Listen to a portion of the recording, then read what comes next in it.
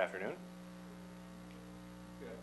On behalf of Mayor Rahm Emanuel and Commissioner Jamie Rhee, the Chief Procurement Officer for the City of Chicago, I want to welcome you this afternoon to the workshop for bid incentives, programs, and ordinances. We do appreciate the time that you take out of your schedules to be here to learn more about our process, and I'm looking forward to presenting hopefully a great deal of information to you that'll benefit you as you move forward and as you do business with the City of Chicago. My name is Terry Glavin. I am counsel for the City of Chicago Department of Procurement Services.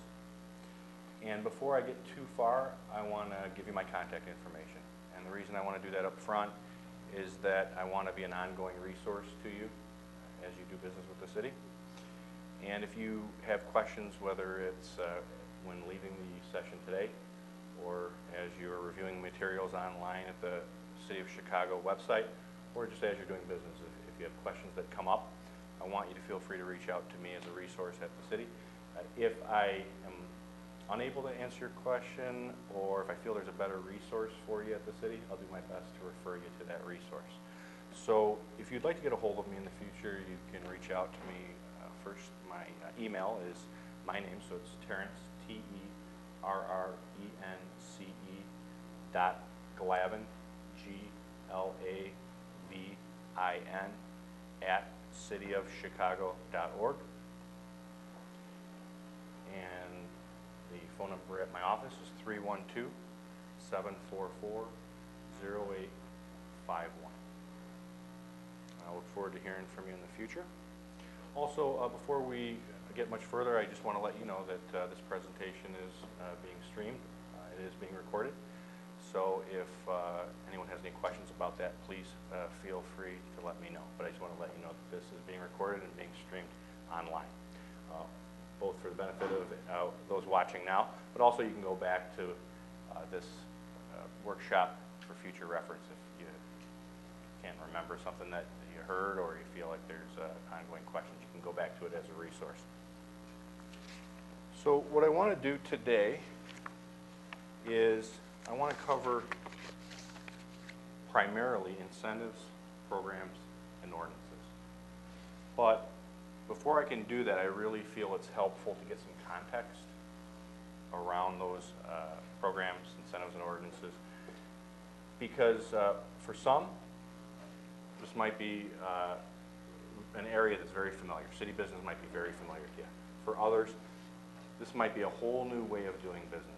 And so I want to warm you up to some of the concepts and the context around these topics that we're going to address today. And I think it'll be helpful to you going forward. As I do that, can I get a show of hands? Has anyone here done business with the City of Chicago? Has anyone had a contract with the city before? Okay, so everyone. Excellent.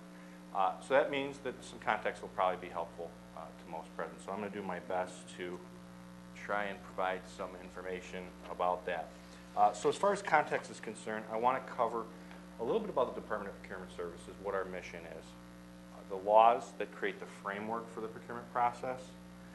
I want to talk a little bit about the procurement process as we put it into place through the Department of Procurement Services.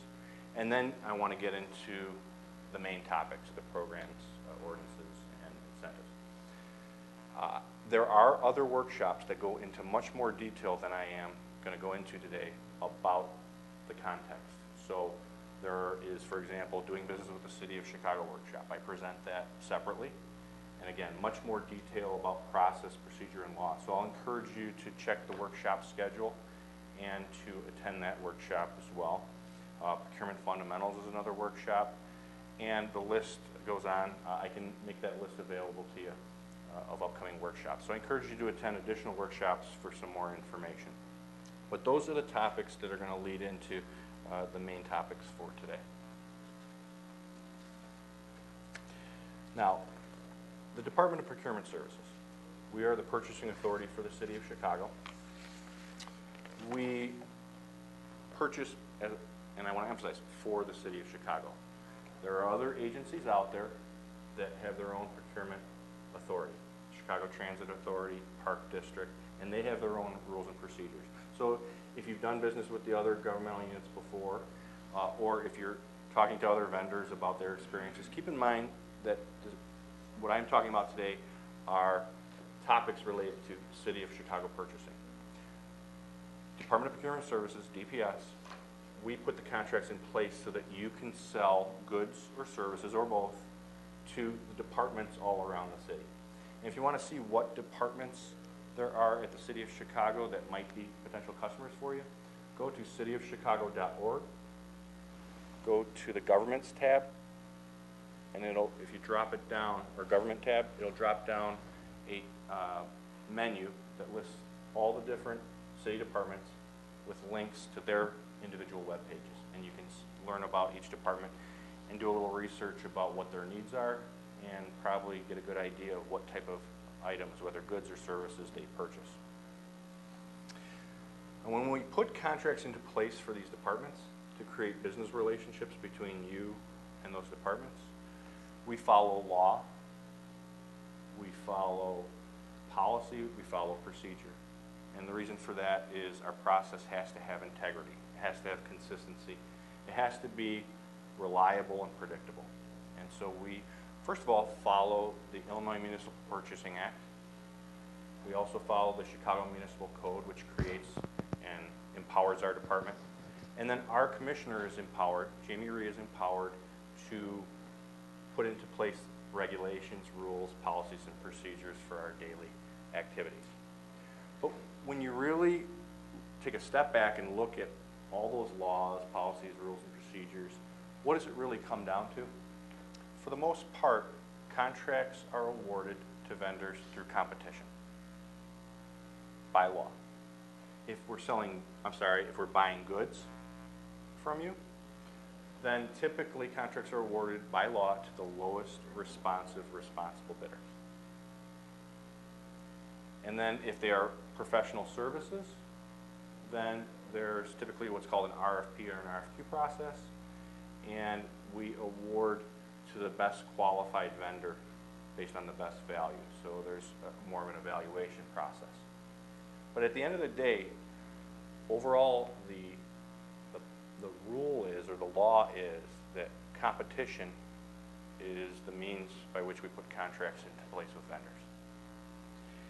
And within that very straightforward rule, for example, giving it to the lowest responsible bidder, we as a city have created certain programs and incentives. Why?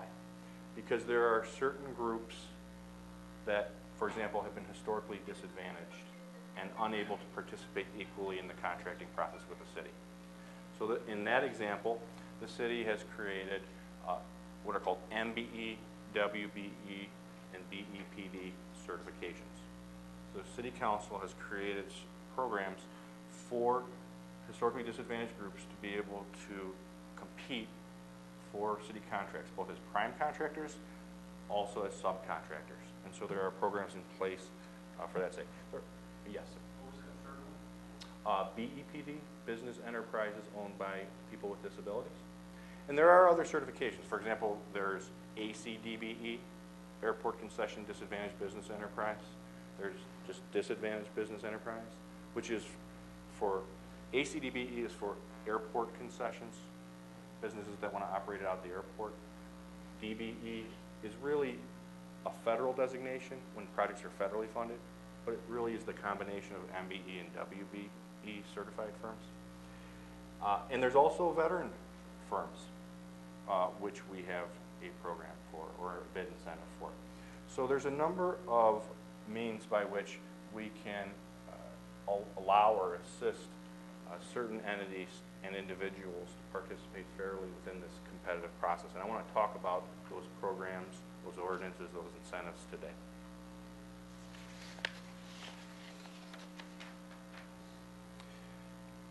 Now, I definitely want to encourage you to go check out the other workshops on those topics.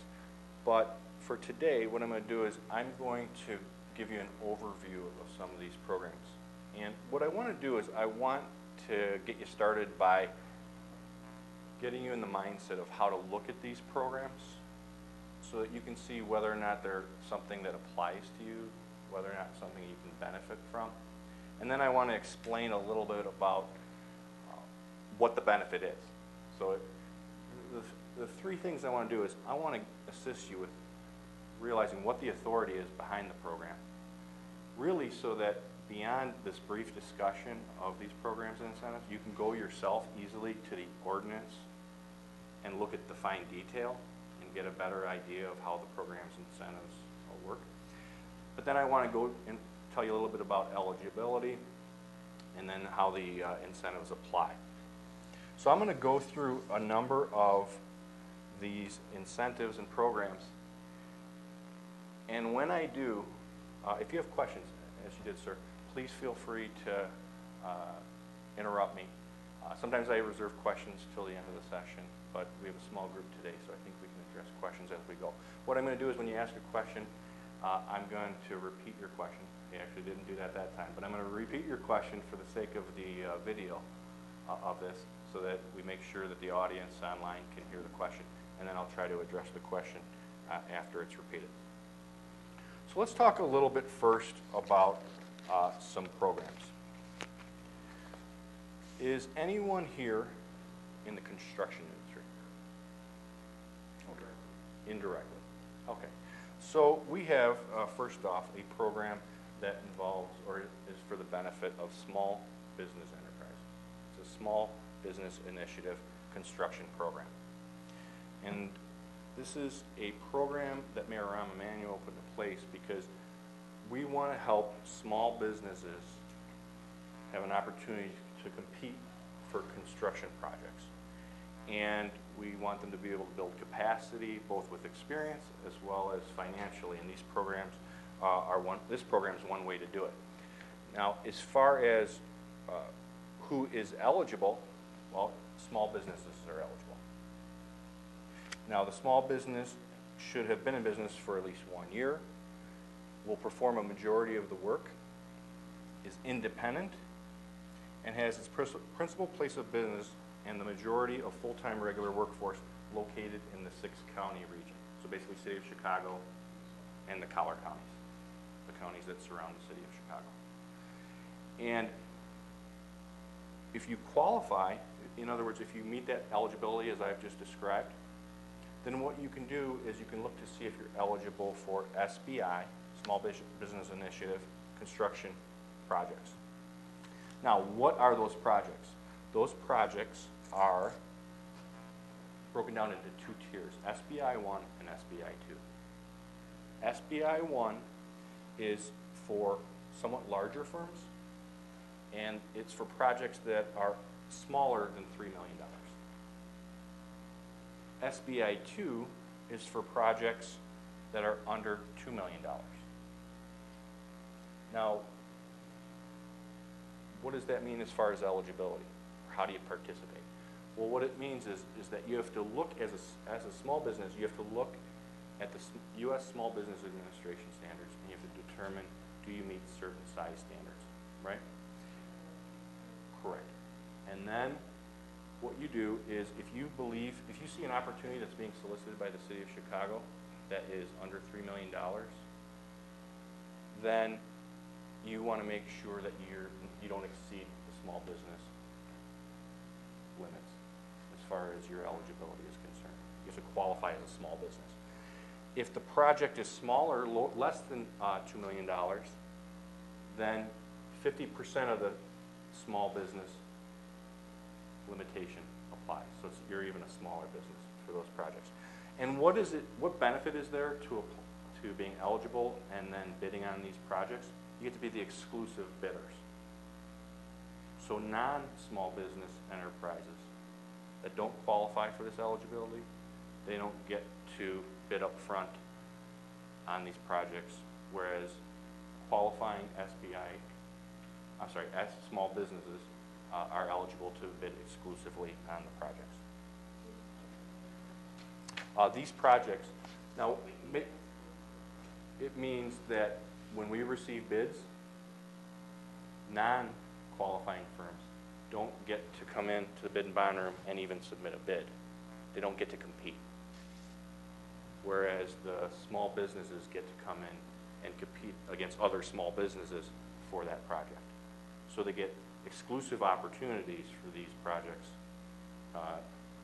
whereas small businesses don't get to compete right away for those projects. Isn't it set like a tiered deadline for small businesses? There will be a first date where the solicitation will state when bids are due. And then if no bids come in, then perhaps the project would be opened up to non-small businesses. Correct. Correct. Okay. And I'm sorry, sir, you did have a question. Thank you very much. And I will do that.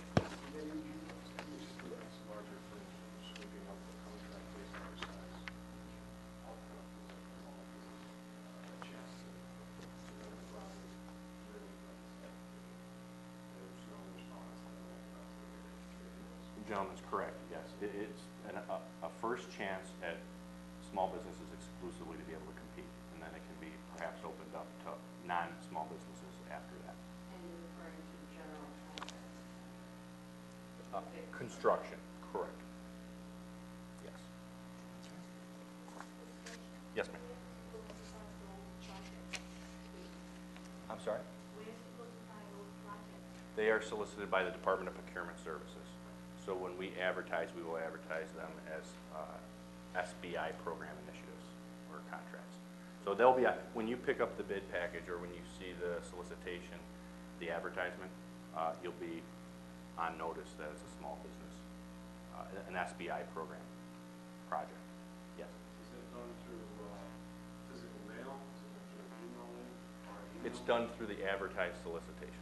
So you have to register and they send it to you? Well, this is, That's what she's really asking. yes, these are details that I think if you go to the Doing Business with the City of Chicago workshop, it'll provide more detail. But the question is how do you find out about these programs being SBI program initiatives? And the answer is when we advertise them as solicitations that are exclusive to small businesses. And what you'll learn at the other workshops in a little more context is this. When we have this competition to award contracts, we award after advertising. By law, we have to advertise opportunities, and we advertise in many ways. But by law, we advertise in a newspaper with a certain amount of circulation. In the current instance, Sun Times is where we advertise opportunities. We also allow vendors to sign up for DPS alerts, where we send out electronically opportunities that are available. We have copies here in the bid and bond room that can be picked up. So there are a number of ways that we get the word out.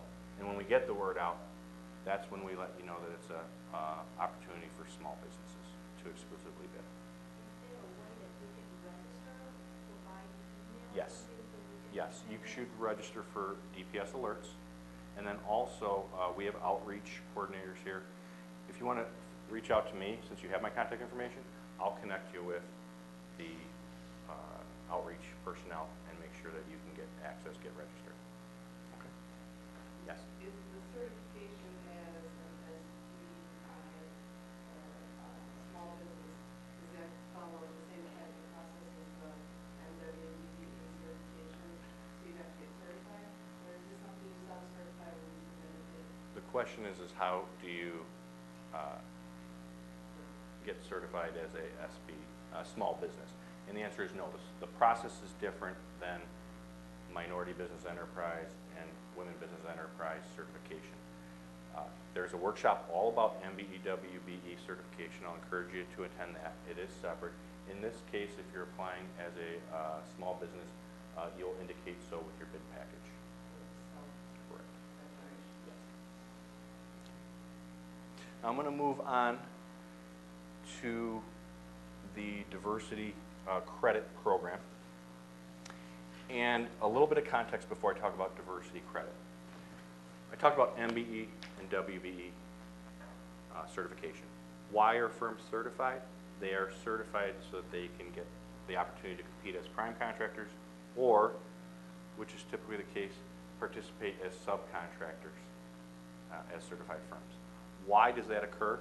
Because by ordinance, contracts typically have goals of participation where prime contractors, when they bid, they have to indicate that they're going to have participation by MBE and WBE firms on the project as subcontractors. And typically, by ordinance, those goals of participation are 25% MBE participation, 5% WBE participation. A real, I guess, very simplified way to give an example is if I bid on a contract and say a construction project and I bid $100,000 as a prime, with my bid package, if there are MBE, WBE participation requirements or goals, then I have to indicate that I've hired a minority firm that's certified as an MBE that's going to be on board and do 25% of real work on the project, and in return I'm going to pay 25%, or in that case $25,000 of funds to the subcontractor who's an MBE. I will also, on another portion of the work of the project, hire a WBE, and at the very least allow that WBE to perform 5% of real work and pay $5,000 or 5% of the funds from the contract to that firm. So that's how participation works. Again, there's another workshop that gets into much more detail, but I think that gives you context. Now, what happens if prime contractors in their business affairs and in the private sector are already using MBEs and WBEs on private contracts, city certified MBEs and WBEs, then what they're allowed to do is they're allowed to count some of that credit towards their requirements on their city contracts. And why do we do that? We do that because we want to encourage not only utilization of MBEs and WBEs on city projects to build experience and financial capacity, but we also want to encourage firms to not just feel like they have to use them only on government contracts. We want those firms to be used in the private sector as well. Absolutely, establish relationships. And so we allow firms to utilize credits through the Affirmative Action Advisory Board. They can get credits approved and then use those credits on city contracts. It's a not in lieu of necessarily towards. It's a fine distinction. I don't know if there really is a distinction, but you're not getting away from having participation, but you're allowed to use some of the credit from outside participation on your city contract. And it's $1 of credit for every $3 spent, up to 5%. So it gives them extra points. Right. So on this project, if, for example, there's a WBE that is supposed to work 5%, or let's just say there's 5% requirement on the contract that you use a WBE, you on this contract may be allowed to, on this contract, use the WBE that you've brought on for less than 5%, slightly less, because maybe you have credit from an outside project that you can apply to reach the difference and get to your 5% requirement. You don't get out of the requirements, it's just you get to apply some of the outside credit towards meeting those requirements. So that's how the diversity credit program works. Yes, ma'am. When you say outside of the city projects, it doesn't necessarily mean geographically outside of the city, just means other than the government of the city of Chicago. Doesn't mean project within the city, let's say it's county or. It's got to be a non-governmental contract. So I think the question is can it be credits you've earned on another governmental unit's project? And the answer is it has to be a non-governmental unit project. So a private sector, there's not necessarily limitations on the geographic area, but there is a limitation that it would be private sector. So that is the diversity credit program in a nutshell. We also have a MentorProtege program. Now the MentorProtege program is, oh, and by the way, what I want to do is, for the diversity credit program, if you feel like looking it up, the authority is 2-92530 and 2-92720. Those are sections of the Chicago Municipal Code. If I reference the Chicago Municipal Code and you feel like looking it up, you can go to a website, amlegal, amlegal.com, and that is a website that's been authorized to publish the Chicago Municipal Code. and so you can look up sections of the municipal code online yourself very easily at that website.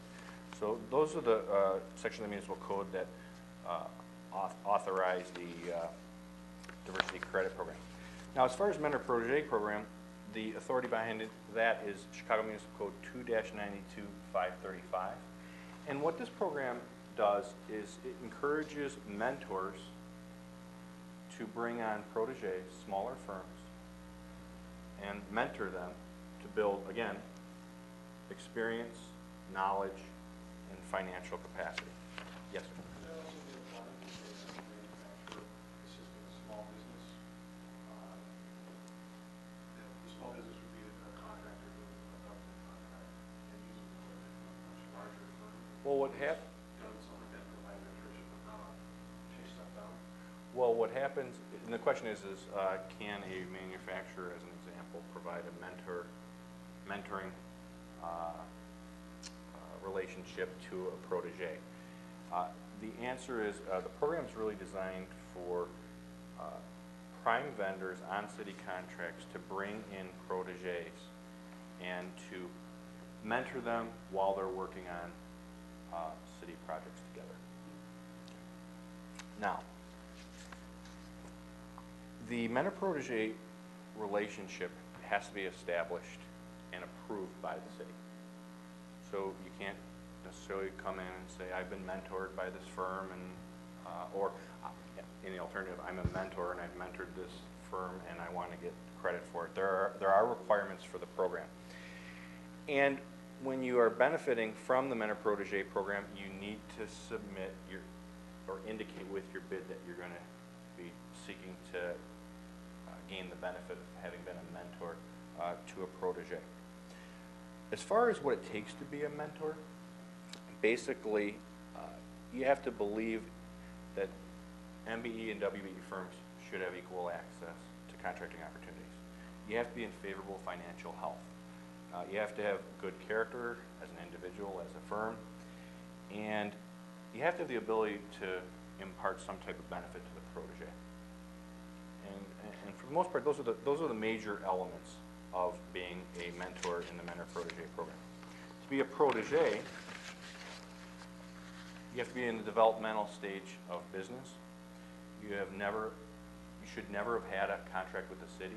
There are some exceptions to that. If you believe that, although you've had a relationship, for example, or a city contract in one area, maybe there's a new area you're trying to get into, a new area of expertise or industry, there might be exception to that rule that could be reviewed by the city, and that you're in good standing with the city of Chicago, and also in good standing with the city of Chicago MBE, WBE program if you're a certified firm.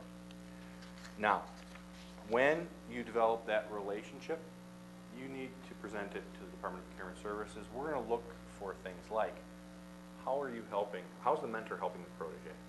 How many times are you meeting? And not just to meet to work on the one city contract you have, but meeting even outside that contract scope of work to talk about things like billing, how to do accounting, maybe project management skills. So there's an actual mentoring relationship that needs to be occurring. And if so, then the mentor can have this relationship approved, and it must be in writing. And by the way, if you're interested in the mentor-protege program and you want to see a sample agreement, we can get you a sample mentor-protege agreement, because that agreement has to be in writing. And we do have a template or a sample form that you can use to have that mentor-protege relationship. Now, as far as the relationship is concerned, keep in mind that the relationship will be through the life of the contract. There are some exceptions where the contract can be terminated, either by the protege or by the mentor, but you can, but you're expected for the most part to keep your mentor-protege relationship going through the process. Now, as far as the mentor-protege relationship is concerned, if you have that mentor-protege relationship, you get credit for participation by that protege. And for every dollar of participation that is actual or real on a project by your protege, you get an extra 0.333 credit up to 5%. So this program is basically another opportunity by mentoring and helping a protege develop. It can be a benefit to you as a mentor in that you get additional credit towards your participation, either for those MBE requirements or those WBE requirements. Yes, sir. I hear about caps at 5%. Those caps cumulative, or is it total across all programs? The question is the 5% a cap across programs?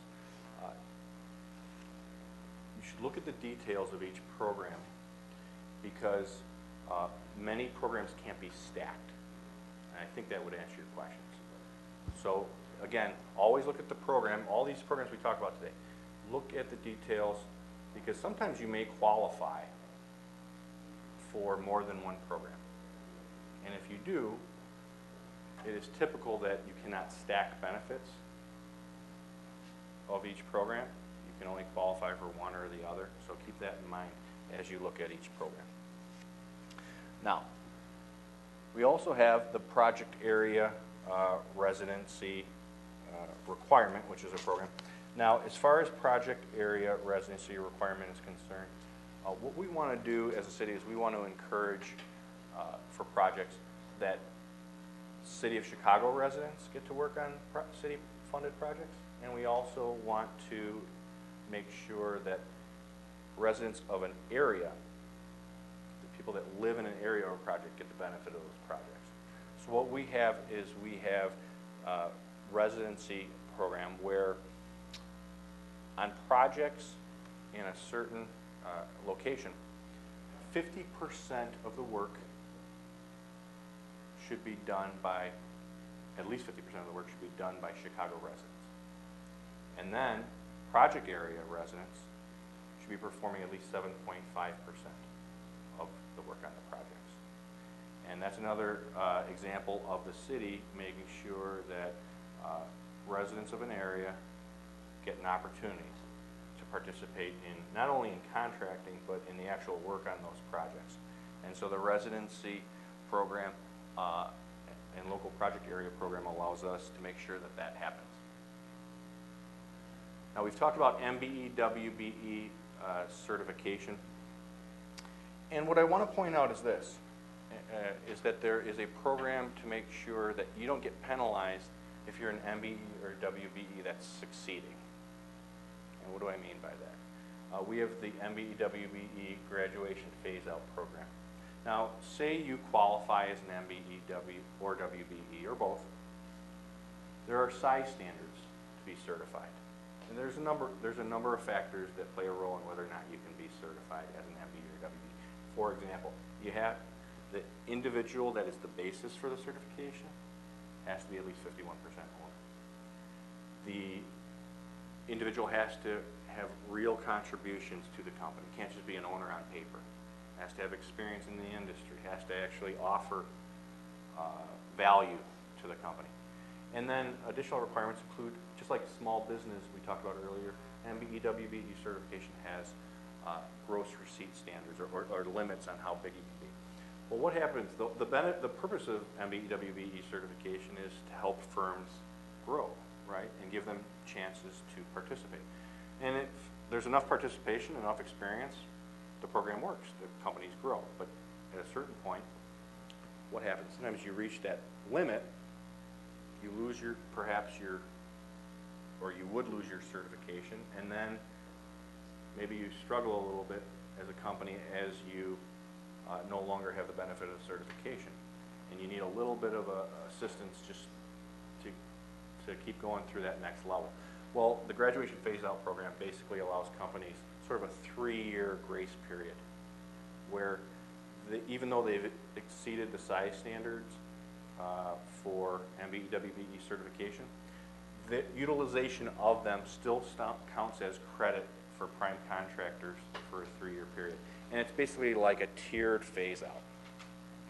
So for the first year, the credit that you would be able to establish for a prime goes down a little bit, but you still create credit. And then the year after that, a little less credit, and a little credit the third year after that. For example, in your third year, for every dollar spent, only 25% counts, but at least 25% does count. Year 2, 50%. The first year after you've received the size standard, 75%. So it sort of phases you out, but you still are valuable to prime contractors because you do bring utilization credit to their numbers. Yes. 25% of what you provide is value? For every dollar spent, the prime contractor can count 25% of that dollar. And that's the third year out. The second year out, 50%. The first year out, 75%. And that's how the graduation phase-out program works. Now, let's get to bid incentives a little bit. I talked more about programs up front. Now let's talk a little bit about bid incentives. Now, bid incentives are typically for groups or individuals that fall into categories that we want to encourage perhaps to do business with the city, or they've been maybe historically disenfranchised from city business, and we want to give them an incentive to do business with the city, or give them an opportunity to have maybe a competitive advantage in that competitive bidding process I talked about. Okay. So these bid incentives are typical in this low responsive responsible bidder situation, the competitive bid process that I talked about. So let's start out with the veteran-owned business enterprise and small business enterprise bid incentive. Now, who does it apply to? It applies to veteran-owned businesses and then small businesses when they form a joint venture together. Does everyone here know what a joint venture is? Okay. Seems like some do, some don't. Joint venture is basically when two business entities get together for one purpose. And that's usually one project that's for profit. And what they're doing is they're combining their resources. Maybe it's their financial resources, maybe it's their equipment, maybe it's their knowledge to perform a project. There might be a variety of reasons why you form a joint venture. You might not have the financial capacity alone to do it. Or maybe you're spread thin on a bunch of projects and your equipment is not all available, so you need to join equipment with another firm. So there's a number of reasons why you might form a joint venture. It might just be a small company that doesn't have capacity that you are helping out, bringing them on a project together. And when you do this as a veteran-owned business and as a small business, you bid as a prime contractor on contracts. And when you do that, you get a bid incentive. Now, what is a bid incentive generally? Not even exclusive to just talking about this bid incentive, but just generally what is it? A bid incentive is usually for evaluation purposes only, an amount that's taken off your bid because you qualify for a bid incentive. So let's say, for example, there's a bid incentive for City of Chicago employees. We don't bid on projects, but let's just say there's a category of individuals. You qualify for that category. And let's say there's a project out there, and that project, there's myself, and there's another vendor that's competing against me. We both bid $100,000, the same amount. For purposes of evaluating our two bids for this competition for that contract, I qualified for the bid incentive. And let's say the bid incentive that I qualified for is a 5% bid incentive. That means for evaluation purposes, the city would take 5% off my $100,000. So my bid for evaluation purposes is $95,000. The other vendor, let's say, did not qualify for any bid incentive. Their bid is still considered $100,000. So what happens? I win because for evaluation purposes, my bid was $5,000 less. When I get the contract, though, I'm not penalized for taking advantage of the incentive. So I actually get to bill at the amount that equals $100,000. I get paid $100,000. So it's not applied to the actual business relationship. and that's how a bid incentive works. So in the case of the veteran-owned business preference, there is a 5% bid incentive. Okay? And then again, it's between a small business enterprise and a veteran-owned business enterprise, and it's when they are in a joint venture. The contract value has to be of $100,000 or more. So it's not going to be for small projects. It's going to be for contracts with an estimated value of $100,000 or more. And keep in mind that MBE, WBE participation may still apply in those contracts. Now, what about city-based manufacturers, city-based businesses, and project area subcontractor incentives? They're all somewhat related, or I shouldn't say related, but they are similar. Now, the codes, if you want to look for them, the city-based manufacturer incentive is 2-92-410. The bid preference for city-based businesses is 292-412, and the bid preference for utilization of project area subcontractors is 292-405. 292-410. Question was just to repeat the section of the municipal code. So that section for city-based manufacturers is 292-410. Now let's start out with city-based manufacturers. Now, what is a city-based manufacturer? It means that you have all your licenses to manufacture in the city, that you are paying your taxes that are applicable to you as a city manufacturer, and that you lease or own a facility in the city of Chicago for your manufacturing.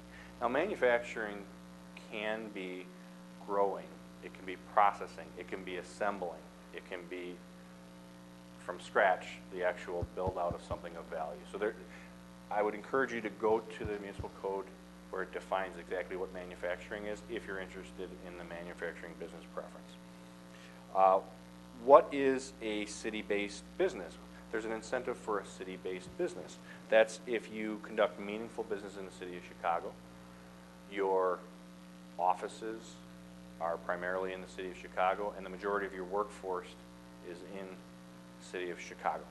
And then again, it's always comes down to, you're paying city taxes, do you have all the licenses the city requires? Those are all factors as well. So those are two items that would allow you to perhaps be eligible for an incentive. Now remember, for the goods, for the local manufacturer, remember, the goods should be manufactured here. So, for example, if you are a manufacturer here, but you don't manufacture the items that you're trying to sell us here, that might be a problem.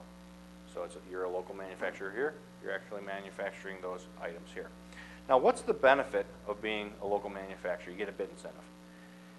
There's not just a flat percentage benefit, though. So you got to look at what percentage of a contract of goods where you're selling goods to the city, what percentage of the goods you're selling to us are locally manufactured? And then you get a percent bid incentive based on that. Because sometimes you're selling so many items to the city, some might be manufactured here, some might not. And just because some are not manufactured here doesn't mean that you can't necessarily get a benefit or a bid incentive. So if 25% to 49% of the manufactured goods are making up the amount of goods sold to the contract, you get a 1% bid incentive. 50% to 74%, you get a 1.5% incentive, and 75% or greater, you get a 2%. So that gives you, I think, an idea of what benefit you get by locally manufacturing. We talked about the local business preference. That is a flat bid incentive. It's 2%. So, and I want to remind you, like anything else, numbers fluctuate, or there's different numbers, different incentives, or different percentages sometimes. So it's important for you to look at the municipal code, and I can also get you additional information about these incentives if you feel one applies to you.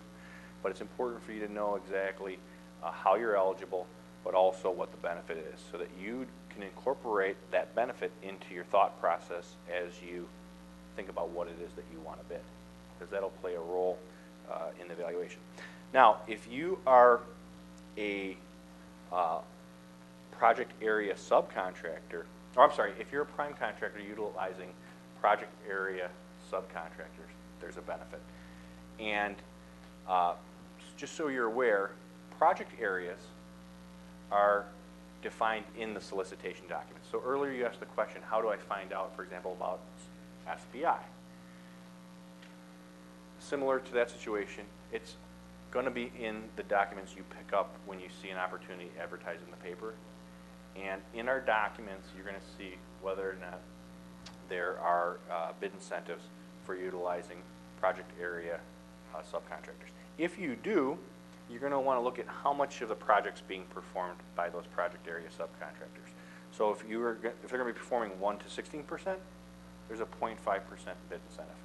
17 to 32% of the work performed by them, 1% is the bid incentive. 33 to 49%, 1.5% bid incentive. And lastly, if more than 50% of the work is being performed by the subcontractor that's in the project area, it's 2% bid incentive. So that gives you an idea on project area subcontractors. Now, two more items I wanted to talk about. One is listed on the spreadsheet, or I'm sorry, on the PowerPoint. Does anyone here have a fleet of vehicles that's part of their business? And when I say a fleet, 10 or more vehicles. Okay, so no one does. But I would just want to mention it. There is a bid incentive for alternatively powered vehicles when they are used by a company in a fleet. And it is to promote, obviously, environmentally friendly vehicles for vendors that have fleets that are servicing the city of Chicago. So if there is a interest, if anyone has a fleet of vehicles, I can give you more information, but just so you're aware, there's a 0.5% bid incentive if you have a fleet, 10 or more vehicles, that are alternatively powered, either alternative fuel, hybrid vehicles, fueled by biodiesel blend, and also if it's fueled by traditional petroleum-based gasoline or petroleum-based diesel fuel, but it's more efficient than typical fleet vehicles, then it might qualify. So please let me know if you have questions about that. Lastly, but definitely extremely important, is there is a bid incentive for business enterprises owned by people with disabilities. And if there is a opportunity to use firms that are business enterprises owned by people with disabilities, keep in mind that if the percentage of work performed is 2 to 5%, then there's a 0.5% bid incentive. 6 to 10%, 1% bid incentive. And lastly, 11% or more grants a 2% bid incentive when bidding and you're utilizing BEPDs, or business enterprises owned by people with disabilities. Yes, sir. So my question particularly goes to Your question has to do with prime contractors. yeah, so if I went on the city's website, all the prime contractors that are doing business with the city are listed there? And the question is, can you go to the City of Chicago website and see whether or not, see all the prime contractors, whether or not they're listed? What you can see is if you go to cityofchicago.org, go to our department's webpage. So go to the drop-down menu I described. We're one of the many departments of the City of Chicago, so you click on our department's web link, go to our webpage. You can click on an icon in the middle of the page that says awarded contracts. You click on that, and it'll open up to a page that asks you whether or not you want to go to City of Chicago. I think the other choice is maybe Park District. But by default, it says City of Chicago, so all you got to do is press OK or Next. And it'll take you to a search engine. And that search engine will allow you to pull up a whole bunch of very helpful information, including scanned contracts, You'll be able to, if you're interested in one particular prime contractor, you can search by that contractor's name and pull up all their contract disclosures. So there's a search engine that would allow you to look for information that you're seeking, including prime contractors on contracts. And I think we've covered about all the information, or have covered all the information for programs, incentives, and ordinances. I've given you my contact information, and yes, I'll give you my contact information again. Again, my name's Terry Glavin, with a Y, T-E-R-R-Y.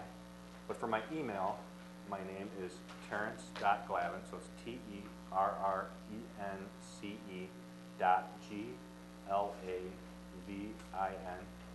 at cityofchicago.org. And the number at my office is 312-744-0851. And you can reach out to me whenever you have a question. And again, if I can't answer your question, or I just think there's a better resource for you, I'll definitely try to find somebody that can help you out. We'll do our best to assist you at the Department of Procurement Services. And otherwise, thanks for your time. I hope you enjoyed the presentation. We'll look forward to seeing you at the next workshop. Thank you. Mr. Clement, one more question.